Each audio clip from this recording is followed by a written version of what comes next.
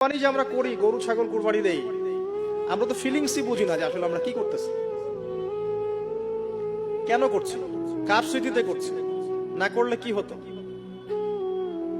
তো এটা নিয়ে তো এই যে একটু আগে এক ভাই বলে গেলেন যে এগুলো নিয়ে যে বিভিন্ন মহলে অনেক সমালোচনা, পশু কুরবানি অমানবিক, এই সেই, এগুলো তো চিন্তারই জায়গা নাই, এগুলো চিন্তার তো জায়গাই নাই আমাদের কাছে।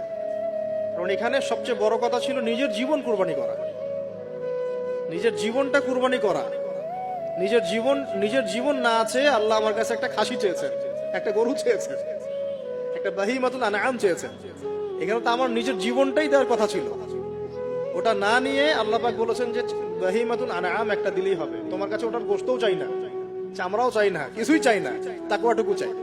তাতেই এত কথা। এটা দামি বা কত? 10-15 হাজার, একটা গরু 50,000, 60,000, 1 লাখ টাকা। 1 লাখ টাকা কি আপনি সন্তানের মূল্য দিয়ে হিসাব করতে পারবেন? তো এখানে মূল জিনিসটাই হচ্ছে আল্লাহ পাকের হুকুম। আল্লাহ পাকের হুকুমই সবচেয়ে বড় কথা।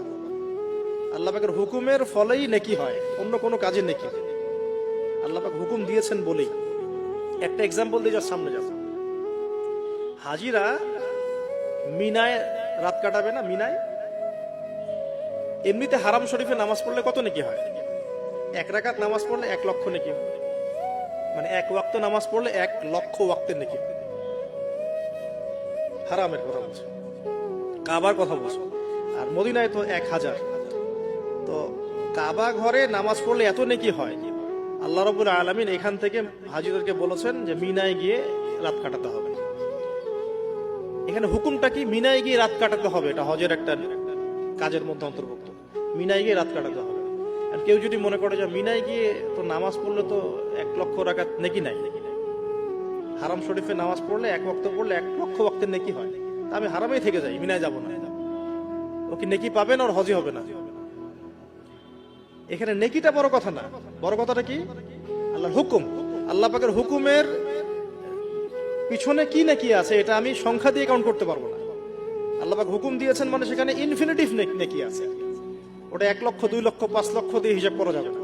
এখানে কেন কুরবানি করছি? আল্লাহর হুকুম। যুক্তি বিজ্ঞান দর্শন খোঁজার দরকার নেই তো আমার। তো এবার আল্লাহ রাব্বুল আলামিন কিভাবে বলছেন কোরআনে? আল্লাহ পাক বলছেন, ইব্রাহিম আলাইহিস সালাম বলেন, ইন্নী যাহিবুন ইলা রাব্বি সায়াহদিন, আমি চললাম আমার রবের পথে, তিনি আমাকে পথ দেখাবেন। এই আয়াতটা খুবই মনে শান্তিদায়ক আয়াত। জীবনে অনেক কিছু হয়ে যাবে, কিন্তু এই আয়াতটা যদি তেলাওয়াত করতে পারেন ভিতরে ভিতরে, আল্লাহকে পাবেন। ইন্নী যাহিবুন ইলা রাব্বি সায়াহদিন, আমি ছুটলাম, আমি চললাম আমার রবের দিকে, তিনি আমাকে পথ দেখাবেন। রব্বি হাবলি মিনাস সালিহিন, আল্লাহ আমাকে সুসন্তান দান করুন, সালেহীন সন্তান দান।